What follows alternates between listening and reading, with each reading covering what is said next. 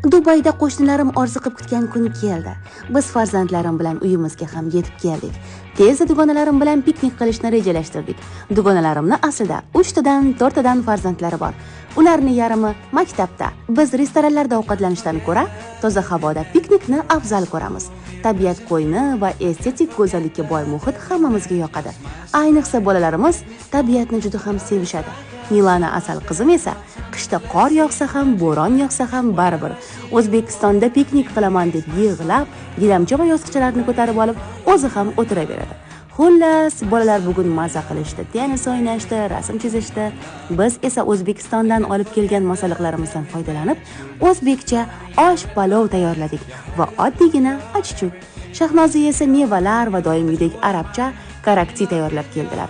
Mohinur esa pizza va yogurtlar, Muxlisa esa shirinliklar tayyorlab keldilar. Qizlar bir-biridan go'zal va dono, hamma bir-birini sog'ingan va o'ylab qarasak, roppa-rosa 1 yil oldin shu yerda piknik qilgan ekanmiz. Vaqt ham tez o'tib ketyapti. U orada nimalar bo'lib ketmadi hayotimizda. Shahnoza farzandli bo'ldilar. Men esa afsuski yaqin insonim Hoji buvimni yo'qotdim va sog'ligim bilan bog'liq davolanishlardan o'tdim. Birovni hayoti go'zal ko'ringani bilan barchani o'ziga yarasha dardi, tashvishi, muammosi bo'ladi. Kichik oilada kichik tashvish, katta oilada katta tashvish. Bu dunyo aslida o'tkinchi. Faqat sog'lom, chiroyli yashash uchun intilmog'imiz kerak.